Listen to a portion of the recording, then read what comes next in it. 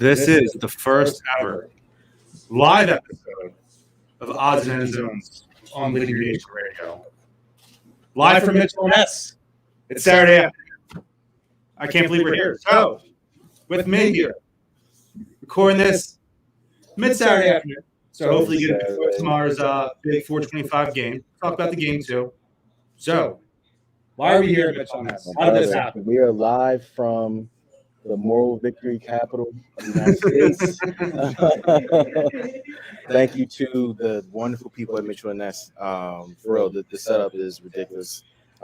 They've been top notch and treated us like first class citizens since the first email. Yeah, I'm happy we got incredible to make it work. Yeah, like it's also been a ton of scheduling stuff that they worked around for us. So they've been nothing but accommodating. So we really appreciate it.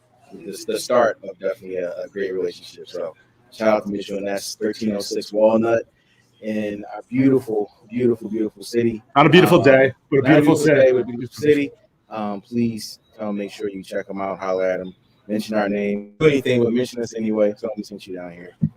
I think back to when I got my first job in high school. I was a busboy and then a waiter with that Chef Cafe group. Yeah. So like really fancy. They had a pipeline that was all like South Philly kids that I grew up with. It just didn't. It definitely was not a fit for them, but it worked out for us to get that paycheck. But I'd make when I was busboy like $70 a shit or tax, and then I didn't even have a debit card. I had like an ATM card and would just take it out and then go to the other one on 12th Street and just buy like a Mavericks or a Sonics hoodie or something like that. We used to, I'm old. So when we had our prep mixers and stuff. Yeah. Like I did the same thing. Like I would save up for a morsel of a Mitchell and Ness thing. Like so, it was like either just new fitted, right? Yeah, like new fitted would do. Like at the time, I had braids, so like a Mitchell and Ness headband was like top notch. Do they have those? They used to have them. Yeah, it's not a headband era anymore. Well, this was AI City. Maybe you had the braids and the headband, bro. Yeah, I was definitely thinking. I was hot stuff at the time. But, did you wear the shooting sleeve to the mixer? I didn't wear the shooting sleeve. But you know what I did wear? I did wear low top chuckers and sweats, as well as a AI T-shirt. I was legit. Like at the time. How many makeout kills did you have? Not enough. Not enough. The walls were sweating. The story that they tell when we packed into that multi-purpose room. Because that's when I was there. They'd talk about when I was there. They had them at the field house, so it was a lot different. But they would say from the older. I mean, everything was better in the old generation. But they would say like the walls would sweat in the multi-purpose room. Wall, like you walk in, and there'd be like Britney Spears waxing. Shout out to Britney Spears, free Britney. Free Britney. She's free now, right? Free now, She's free now. And breaking news. Breaking.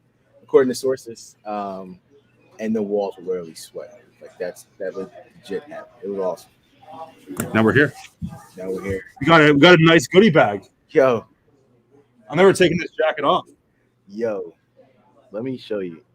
We're recording live on YouTube, so you can check out the Leading Radiation. Check it out. YouTube channel if you want to watch number this. One. I mean, I can't show y'all everything, but just there's too much stuff to show. Just know that they took great care of us. These lovely people. No, this is my favorite store in the world. So if you're listening to this, if you like our show, you're obviously like it down here. We also have kid sizes. So get a little Iverson onesie for your next nephew or niece. Corinne will have she's got an AI onesie already, so her brother's gonna get a AI, probably the away jersey. The white? Yeah, the white one. Yeah. They got Jersey Day coming up at daycare. Oh. I did see before in the pro shop. I didn't mean to buy it for one of my best friends growing up. His wife now is pregnant. They have Randall Mitchell Ness onesies at the pro shop. I feel like that's the move. So my buddy just had a girl. And I was like, he's a huge Birds fan. So I was thinking about that. And Darian's daughter is, I think, 2 months now. Yeah. So she's in line for another. Darian's brother licking his lips going against Jalen Rager tomorrow. No, we're talk about that too. We're gonna talk about that. Right? I was thinking about that earlier. Yeah.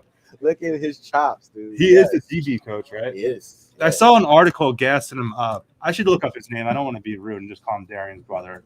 Broncos defensive Facts. He's the man, though. Christian Parker, yeah, that's it. He is the man. Shout out to him. I mean, Devontae's a handful, but they're down. Sertain's out. Sertain's out, and they have Simmons is off at safety. Simmons is the man. He's been playing on his mind, and they also have. It's funny. I was just looking at that before we hooked up. They don't let up a ton of points either.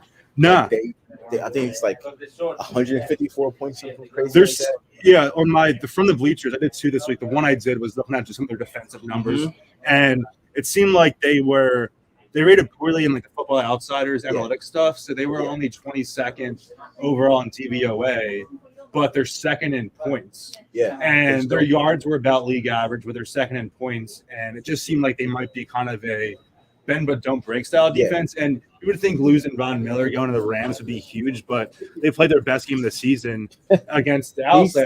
He's still their sacks leader. Yeah, that's why I looked it up this week. I mean, he only missed 1 game, but no one else has more than 2. No, and we could end this. Well, we'll see if anyone breaks it tomorrow going against. They're also their defense by committee, so like they rush by committee. They don't have like their biggest problem. Chubb's out, right? Yeah, Chubb's out too. But their biggest issue, honestly, is probably gonna be on the other side of the trench. They got 3 replacement linemen in,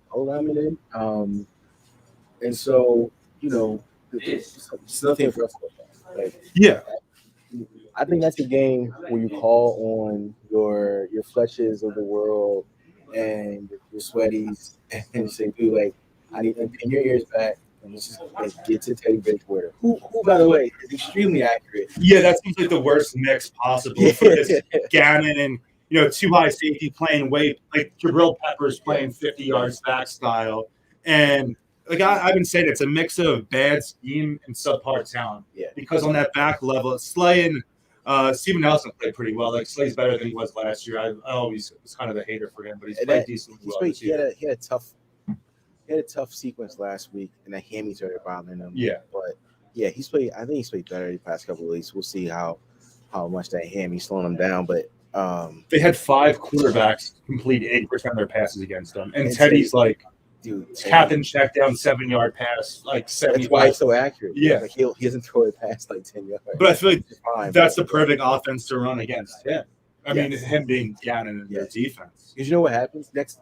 They dink and dunk every 7 yards. Next thing you know, they're on the 20-yard line already. Yeah, and they're going to be quick passes because Bridgewater isn't a deep guy, but in the quick and intermediate field, and you might not even get a chance for guys like Fletch, who's having a struggle, and it's just one of those things where former superstar, kind of fringe Hall of Fame talent. But when you're just older, you're older, and he's not happy with Gannon's scheme. But at the same time, you're a little bit older, dude. It kind of is what it is. At a certain point. Like I get. You still Fletcher Cox, but it ain't the same. I get what he's saying. He doesn't get paid to chase screens, but like, dude, like you kind of do because I mean, who else is gonna do it? Yeah, someone's got to do it. Like, and BG's on the sideline. Like who else? We need you, bro. Like, we talked about it. In the Wentz era, when we'd say this is Carson Wentz's record with Lane Johnson without because he missed like steroids and injuries and all that stuff. I feel like for this season, we thought Lane Johnson was the Eagles' most valuable player during the Wentz era. For this season, it really felt like it was specifically going to be BG. Yeah, and him being out, you saw how they played the first week against Atlanta. Atlanta kind of stinks, but they are a playoff team and the playoff team technically right now. And they played well against the 49ers, but when he went out, just everything changes. It's they don't have as much rest for those guys in rotation. It just and he's so good as a pass rusher, and he's an iconic as a pass rusher because of Super Bowl. But he's actually even better in the run game. He's also someone who I don't know if you realize it more so. He's just someone that gets everybody in order. Yes, like, he's a leader. He's the captain. So like we talked about, you and I talked about this off the pod, but one of the things that Doc yells at Maxie about is getting everybody organized. Yeah. And so like you gotta be a point. Somebody gotta be a point guard for the defense. You gotta get somebody. Get everybody organized. You gotta know where everybody else is supposed to be. So it's not for the slight at heart because it's a lot, and nobody else is doing it right now. No. That's where a middle linebacker would come in. Well, the worst part of it is like what I'm saying. The scheme mixes with the talent in the worst possible way. Is that look at the Chiefs game and some of the other games where they're putting their best receiver in the slot because Gannon's playing that vanilla defense. He's not changing things up. And sometimes you're getting Alex Singleton matched up with a Tyreek Hill or a Deebo Samuel in those situations, and just like they can see my face on YouTube. It's a joke for the opposing team to just crush them in the middle of the field. It's almost, and it's funny. It's almost like if you're looking at it, you're like, yo, they're not serious, right? No. Like they're running something else, aren't they? And then you see that they're not running anything else. They actually do have Alex Hamilton lined up 1-on-1 on Tyreek Hill. Like, all right, well, go. Yeah. Like, I mean, it's a situation where when they hired Doug had never been a head coach in the NFL, had only been a head coach in high school, and didn't even have full play calling duties when he was in Kansas City. But the smart move for me, what I liked, was bringing in a veteran defensive coordinator, someone who had been a head coach previously, like Jim Schwartz. And I think that sets the tone. He has that experience to balance out Doug's previous inexperience as head coach. And now you have Gannon and Sirianni, both guys who are super young. Doug was a little bit older than both of these guys by a bit, and neither of them has played or has had this position previously at any level in football. I'm glad you brought that up, because the guy who I would want is who we're playing against tomorrow, Vic Fangio. That's what I'm saying, because then I think back to Matt Nagy in Chicago. If you give Sirianni a second year. But that would have been that's the archetype that you should have with Sirianni, because look at Matt Nagy flaming out there, but they were really good in 2018. He won Coach of the Year. That defense was awesome, but they had a veteran defensive coach to balance out this, at least theoretically, cutting-edge offensive play caller, which Nagy ended up not being, and Sirianni at this point certainly is. You can't be new everywhere. Yes. Like, you got to give yourself a chance, and give your players a chance. You can't just be brand new everywhere. Yeah. Somebody's got to buy in somewhere.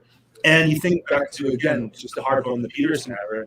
Doug had a history in Philadelphia as a coach there. He had known some of these players. Right. He had a history as a player. He was invested. Guys believed in him, believed in the system. And Sirianni, what's at Mount Union is a D3 powerhouse. I don't think that necessarily carries any weight. And that's saying that every player has to be an NFL player or do this or do that. But I think at a certain point, when they have zero head coaching experience, any level, zero play calling experience, it's, again, we're talking about a BG, a trickle-down effect, and it's just infecting every sector of the organization. Exactly. It's tough, because you also, week after week, and loss after loss, guys are saying the same thing now. It's not just Fletch, it's other guys saying, we're just playing the scheme. The scheme is not mine. Sirianni buried him the other week. Yeah. I mean, you're less than halfway through your rookie season. You're married to this defensive coordinator. You're the offensive mind. He's the defensive mind.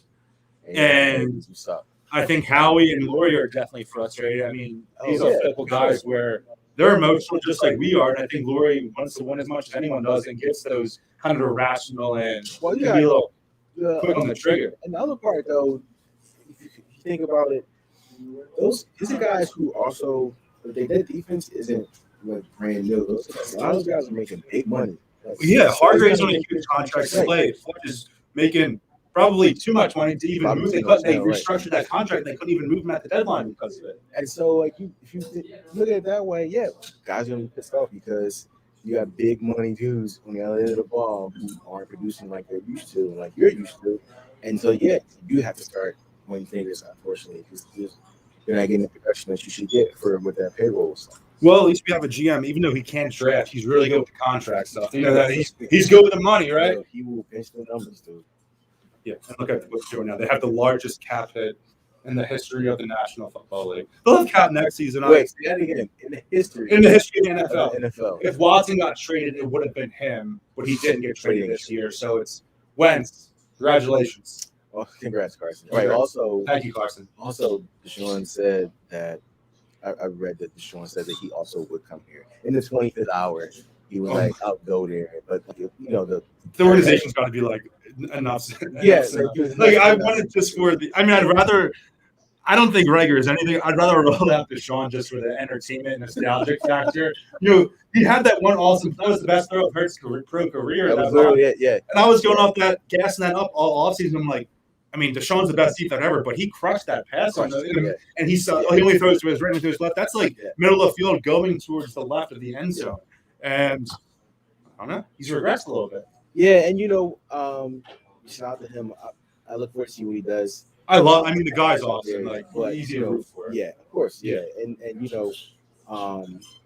I get it. I understand. It just this is a weird season for a team in a weird position. They're not bad enough to tank.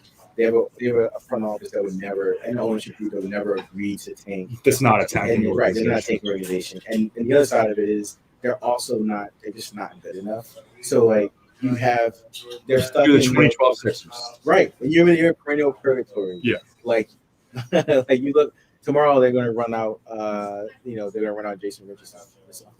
Francisco Elson, come on Francisco down. Elson, come on down. So, it's a headache, man. It's pain inducing because until there's movement, they kind of have to join. So here's where they are, right? They have the top, which is like they have talent here, but it's not enough, right? So the bottom, and they have too much top and bottom and no middle. They don't have guys that can like get them to the next. Like the 2017 team was awesome because they did have star level talent, but they were the deepest roster in the NFL, and that's why they survived all those injuries. That's right. And now some of those players are still here, and they're their best players.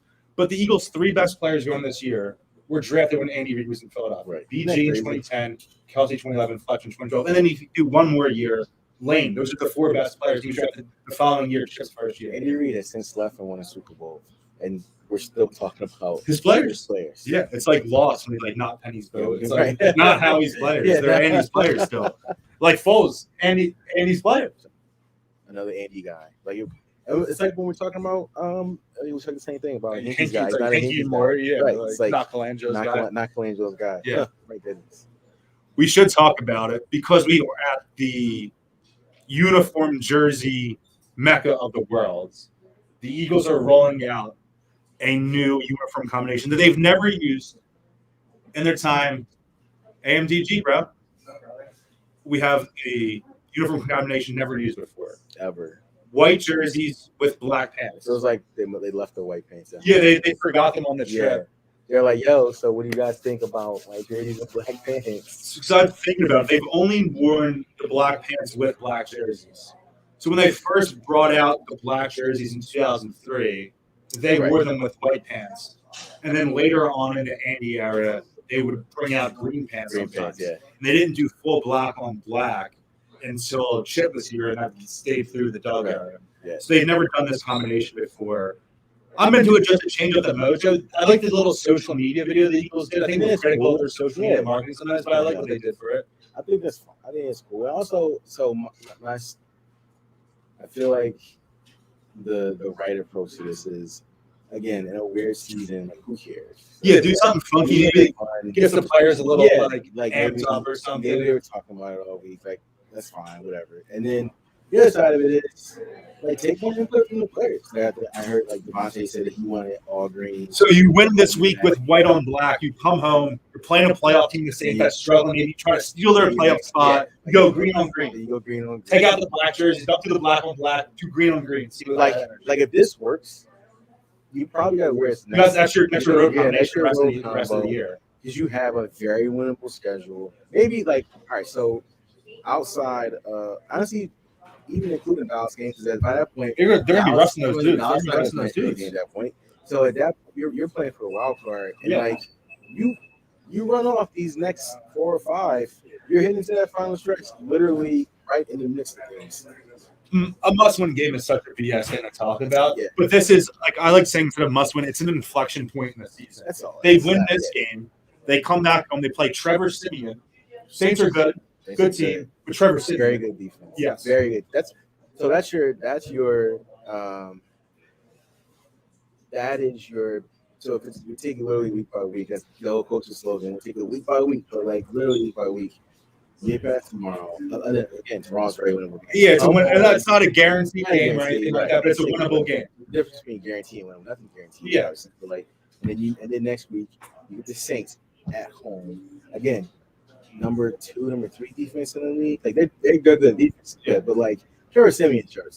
I mean, I think that could be a game where they hold them under 20 points, and you just need 3 touchdowns and you win. And you just like. Jalen's got to grow up someday. Maybe it's tomorrow. Maybe it's the altitude. Like maybe he's running with that altitude, airing it out. Maybe tomorrow is when it finally works. Right, tomorrow everything's coming together, and then restart the run. So we'll see. I mean, I think it can go so many different ways. I don't think it's going to be a blowout, though. No, neither way. I don't think either team is equipped to do that. But I do think that it'll be highly contested, and I wouldn't be surprised if Jalen went pull one out for him.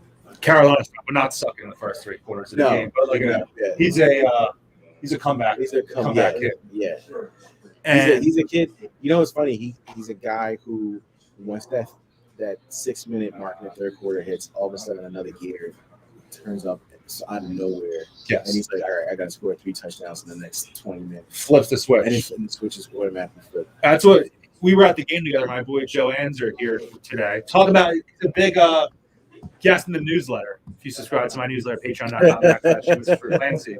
But we're sitting there that game against the Chargers, and we had a blast there.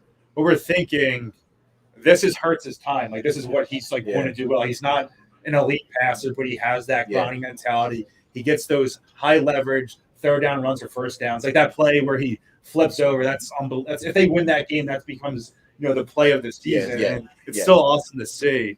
But we're sitting there like, Jalen isn't unbelievable, but this is what he's born to do is to do these high leverage moments. And he's a leader. Like, yes. he didn't go out of bounds on that play. Yes, he powered right through and got the first down. That's someone you want to play for and with. Like, I think there's a difference. They don't talk about that enough. I know we talk about how much his teammates respect him and stuff like that, but that's also a dude I want to play. Like, if I'm on defense and I see my quarterback run through a dude, I'm coming out next year. We're going to do the offensive ball back. Unless you're Derek Barnett. Right. Unless you're right, you're probably going to close line and do get a 15. Did you see when he did that offsides, the reaction from Fletch and Josh Sweat? Like, Fletch's helmet just goes into his hands, like Sweat bangs the ground. And I think back to it was Tim Robinson was like, I'm so tired. Sirianni in week 3 against Kansas City. That was only his 3rd game, and then Barnett gets a penalty, and they look at him and he just snaps. It's always him. You've been here for 3. You only had him for 3 games, and it's always him. How did you already know that? Oh my God, it's so annoying, man. It's so annoying, and it's always him. It's always in the most inopportune time of the game. Which, if you think about it, for a team that needs everything to go its way, there's always inopportune moments to get a penalty. You need the extra 2% to go your way. Like, when you're not that talented, you need those little. You can't just be like, it's only 15 yards in the first quarter. You need that. Like, that might change the whole course of the game. And if you get a field goal instead of punting, that's why you lose by 3 points. That's why you lose by 3 points. Looking at it, I did some. I knew we were going big this week, so I did a little bit of research, wrote some stuff down instead of just checking our phones during the show. One thing that stood out to me. Tyree Jackson coming back seems like a red zone guy. People were gassing him up all training camp in preseason. Yeah. I was like, what does he just score a touchdown? Only plus 1,000. Oh, because I'm thinking if he's someone like for reference, this J. Jaws plus 1,800. He's not going to target this year, so he's not going to score it unless he recovers a fumble and that's the JJ. That's the JJ score. And Greg Woodward, I think, has 2 or 3 touchdowns. It's plus 1,000 for reference. So you would think Tyree's way off of that. Yeah. But I just had this weird feeling like if you want to throw $10 on it, it reminded me of last season in week 4. Travis Fulgham has that game-winning touchdown against the 49ers. They're going to the Steelers next week. I'm like, they don't have anyone to throw to. I looked up in DraftKings. You can see your wins. Yeah, you can see. It didn't take me too long to get to a win from October of last year. But I looked up just to see he was plus 1050. So. And he had scored the previous week, too. Tyree Jackson doesn't have a target in the NFL. So it just seems that's something I would have hopped onto, but I didn't really like it. And for the touchdowns, DraftKings looks a lot better than FanDuel right now. Yeah, we're not affiliated with either of these, so it's not like we're guessing what else. Zero affiliation. But hit us up if you're interested, but no affiliation. Because he's only plus 700 to score on FanDuel. Yeah. It's weird. And for reference, J. Jaws plus 700 and Greg Wirtz plus 850. Like sometimes, guys, the algorithms are weird because sometimes you get it. It does it to me all the time too in NBA betting. Like sometimes you gotta shop around. Yeah, you have to and log in and log out. Yeah, I tell that to everybody. Like log in, log out, refresh because a lot of these sites don't. They just take the current algorithm and they'll try to screw you over. Yeah, I did see. I was into. It was plus 1,400 on DraftKings. I got it for plus 1,700 on FanDuel. It was Jordan Howard 2 touchdowns. Mm-hmm. And he scored in every game since he's been here. And it's only been 2 games, but he has 3 touchdowns in 2 games. But you can, I think he's getting 1. and they're a defense you can run against. Yeah. They more than being susceptible to their run, like they will wilt if you run against Yes. them. And I think part of it is how great this offensive line is coming along. Like Maladas, he was hurt, and I think that he was banged up a little bit. Landon Dickerson is coming to his own. Lane's healthy. Doing it all still without Brandon Brooks. I know. Like, who still has a chance to come back, if I'm not mistaken. Yeah, and then he's probably doing Russian and reverse deadlift squats right now. Right, he's doing weird RDLs. He has 2 broken legs and he's squatting right now. He's got jiu-jitsu practice tomorrow. 3-hour session before the 4 o'clock game.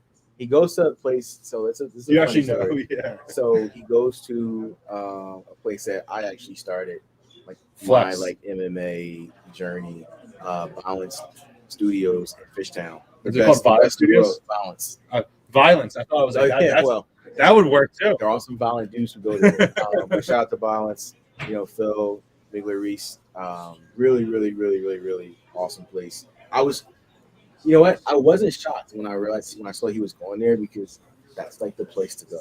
It's kind of low key a little bit. It's low key. Hole in the wall, mixed gym kind of. They have their space is small, but they treat it very well. Good. But he's a guy who I feel like he thrives right away because they also it's kind of it's a no nonsense either. Yeah. He strikes me as he's a guy who he works really, really, really hard. I mean, the dude was in the best shape of his life, recovering from yet another injury. Yet another season-ending injury. So shout out to him. I hope he gets back healthy, but I know he's probably already got a 6-pack again. I did see on DraftKings this week, and I hadn't seen them before. They do. Do you ever use FoxBet? Once or twice. I think I use it. It's not great. It's just and again, we're not affiliated with anything. I used it on NBA Open at night because Fink told me there was something on there. Yeah, shout out to Fink. But yeah, I don't use it that much. It's not that great. Yeah, they'll have a lot of boost. They'll have made parlays for you that they boost. Yeah, and I saw for the first time DraftKings is doing those this week. They were FanDuel tries to do it. Yeah, too. And one that I thought was just interesting. I'm not going to hit it, but Jake Elliott and Brandon McManus, the 2 kickers, 10+ points scored for each of them. And that's 3 points a field goal. And I think for playing in that altitude, that's not the worst bet.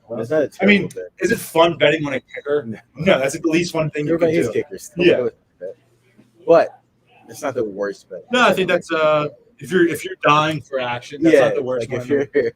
If you just got paid on Friday and you're trying to have some fun and live it up responsibly, like we always say, be responsible. Yeah. We're not liable. We're not liable. And if something happens, I'm not liable either. Pat, we're not liable. Don't you dare. Right. Rochelle, what did you get? Oh no, I got a Sixers hat and an Iverson hoodie and a T-shirt, Sixers shirt. I love it. Yes, bro. Thank you. I wasn't petty so that I can stop looking for you. Pat, did you get anything? Not yet. It's the move. They don't have Steelers stuff here. I don't have much Steelers. They have a Paul Mahler shirt right there. Oh, there you go. It's pretty sweet. All right, I respect that. Second greatest safety to ever play in the state of Pennsylvania. You know what? True to form. Way to stand up for yourself, man. I like it. I only did 2 bets this week. I did the Howard 2 touchdowns, and I got that on FanDuel for plus 1,700. You want to do the Howard bet? I saw it. It was with Anzer in the parking lot before the Chargers game. So obviously we saw that. And the Lions game, Boston had 2 touchdowns. Jordan Howard had 2 touchdowns. I was like, what the hell were the numbers on that? I looked at it for this game, especially after they had a performance. For that game, it was $10 to win 1,800. Yeah, and also that's insane. That's so funny. You reminded me. So that's what we're talking about. Robert Woods. Yeah. So if you're betting, I mean, if you have OBJ or something like that. If you have OBJ in fantasy, you gotta start him now. Start him and probably bet whatever his whistling darts.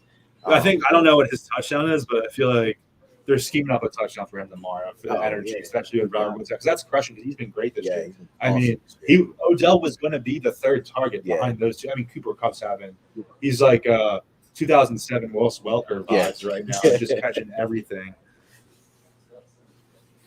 I will say, I saw that FanDuel 100% deposit match for $20. Like, it's not a lot of money, but if you're someone who does like a random $10 same game parlay every Sunday, you do that, and you get an extra $10. So they're usually my go-to too. So I might mess with it this week. But I have been actually been hitting a lot on DraftKings, but I might get FanDuel a shot. I got really mad at them 1 week. During I think it was 2 weeks ago, so it might have been like I don't know what game. Oh, but it was the Lions week. Okay. So like the Lions game, and then I was like one off in the Lions game. I think it was like That's the one game I didn't bet on anything Right. because I was so unhappy yeah. with the team and it was the best performance. Right. So like, that since was the Super right. Year. So there was one off that it was. I know which one I missed. I missed DeAndre's rushing yards. Shout out to DeAndre. What did he finish with? Do you remember what the I numbers were? forget what the numbers were, but it was like he only finished with like I think like 30 something like that. He had an awful. Well, because they had to throw a lot because they got behind. But they did throw a lot, and he's literally their only best. offense. So, Yeah. So him and Hop. yeah, him. But I think it was the week that it's something else that I missed. I missed another like wonky one, and then I started messing with DraftKings, and I hit my past 2 DraftKings. NFL tough, so I might mess with it. The draft, you want to reel me back in, you give me 100% deposit match. Yeah, that's not a reel me back in. Yeah, and then like I'm usually just a 2 or 3 same game parlay guys for $10 just to roll and have fun. The one I did, like I said, I did the Howard 2 touchdowns. That was 10 to win 180, and I did this one. The Eagles alternate spread. I like an alternate spread. Love a good alternate spread. Minus 6.5. So it's like they're plus 2.5 on DraftKings are plus 2.5. Then earlier today I saw on FanDuel plus 2. So if you're trying to take the Eagles, just spread shop around. Devontae over 59.5 receiving yards. That was just his pure over under. Also, because there's no certainty either. Yeah, and then Hurts 45.5 rushing yards, plus 875, 10 to 197. Yeah, remember what I was saying? I mean, I was saying I told you earlier, like their defense by committee, but I don't. Yeah, that over 45 is weird because he could have another 30-yard one he reels off, or like he could just be in the pocket chilling on. Yeah, I think 45 is a better number because before we were doing earlier pods, we were getting his numbers at like 64.5, 69.5. That's way too high right now. And he did he led them with 71 yards against the Lions. They were running the ball well there, so we can still get I think 50 easily. So I did like the 45.5 number as opposed to some of the other books you can kind of hop up and do 69.5 or whatever. On those like combo parlays that DraftKings is now showing. One of them was like, Hurts 300 passing yards, 100 rushing yards. I was like, bruh. Yeah. I don't know about this one. I don't know. And it wasn't even enough to make me go. It wasn't like it was plus 5,000 or something. It's like maybe plus 3,000 or plus 2,400 or something. So it wasn't really worth the cheese for like the pure entertainment factor. Yeah. I got much more. What's your favorite? If you could have any throwback jersey, it doesn't have to be Philly sports, anything. I would have a Eddie Jones Temple basketball jersey. Okay. Eddie Jones from Florida. Shout out to Eddie Jones. Shout out to Temple basketball. I would either do that or I would do a Aaron McKee Temple jersey or a Jameer Nelson SJU jersey. It was my 3 like. I gotta have one of those, right? I would love one of those. All right, you know what? I guess they have this, but I don't have it. Rasheed Wallace patch jersey. That's what I was exactly going to say. They made those back when I was growing up. Nike did a lot of run of. I had Jordan Laney. Yeah. And they did the signing press. I looked them up on eBay. Either the price isn't right or it wasn't my size, but. They've been doing more college stuff. Like they have, I'm happy they don't have my size, but they have a Reggie White Tennessee jersey. Not a jersey, but a jersey too. It's a little cheaper, cool option. But Simon, then we go Reggie White or Jerome Brown to you. What does he get? The orange jersey, or white with like green or orange letters. Bring it home for Jerome. Yes. Oh, I like that. That's a good call. When they do that Super Bowl sale here every year, the first time I went to it was when the Eagles won the Super Bowl. Right. And I'm looking there and I find a Jerome jersey and I was like, I gotta get it. It's the first time I wear it. It was the day of the Super Bowl and they bring it over. And it was his birthday that day. Or the next day. It was his birthday. That's unbelievable. Yeah. So I need some Jerome Brown. Definitely no North Dakota State stuff. Anything else I'd want? Maybe a Jalen Alabama jersey. Yeah. I would do a I would also do a DeAndre Georgia jersey. I would do a I'd probably want to The math of bolts. the math of The math of bolts. I'll pay anything for that. or like hold on, let me see, what high school did Maxie go to? I don't know. Embiid, the Rock School. What if it just says the The Rock? Rock School for Embiid, yeah. That just says the Rock on the front. That Kansas jersey is dope. It's tough. Well, when they were there, they did like the faux throwbacks with the cream and the gray, and I was like, oh my god, I wish I. No, it was funny because I was keeping tabs on those jerseys that year with the idea of like, oh, when the Sixers get Wiggins, I'm going to buy one. When it didn't turn out like that, thank the Lord. You know what? Another one that I think about a lot. It's the Kerry Kittle's Nova jersey. Yes. Because that was that very 90s. That was a very 90s. And that some people have varying opinions on that specific Wildcat. Shire was rocking it today on his IG story. Yeah, shout out to Shire. He has that, yes. Him and Alice, he was rocking that specific 90s cat. I like that one now. I like that one. I have zero problems with that specific cat. I think it's fine. I'm trying to think of anything else. I would Built Fellow Warriors. Yeah. Built Fellow Warriors. I like that one. Yeah. Let me see. I think that's probably that'll be my dream lineup. Maybe one or two more like college jerseys would be fun. They made them before. They don't have now. I like a Bobby jersey, Bobby Jones jersey. I would be into that. And they just released a collection of the 2001 guys. Mm-hmm. They have everything Iverson. Yeah, they did Mutombo Sixers. They usually have Mutombo Nuggets up there. Mutombo Sixers. They did, which is a hard find. Yeah, they did. I have a champion one I bought on eBay like last year that I rocked. They have McKee and Snow. Yeah, so McKee's perfect for like the Philly vibes, of course. I think I'm gonna pull a trigger on McKee. Today's the day. I'm gonna get in so much trouble after we. That's why Dad was like, "Don't buy anything here. I already got some free stuff." I know we're getting in so much trouble. Yeah. I'm still gonna grab something. I don't care. Yeah. Grab a tea or something. Or we're doing the college stuff. They have Chuck Bednarik here, greatest Ivy League athlete. Yeah, either him or Jeremy Lin. I'm gonna say Jeremy Lin also. One day. If I was able to get the jerseys back then aren't as cool. It's just a long sleeve T-shirt, basically, which is like fine in like a nice fall. Yeah, it had a Penn Bednarik jersey, like cream, and then like blue and red stripes. It means more because you're a Penn alum too. Yeah, he's from the area. Yes. And then number one pick out of Penn. That obviously happens pretty often. It's basically them and Alabama with the best number one picks. Football factory. So hey, I'll say this. I say it a lot. Penn Quakers, more national championships than Penn State Nittany. Facts are facts. I don't know.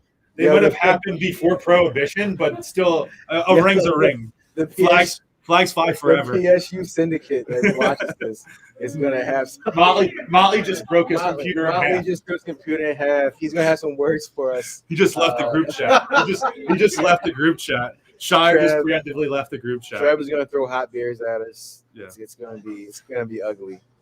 No, that's a good way to end on it, right? Yeah. Bro.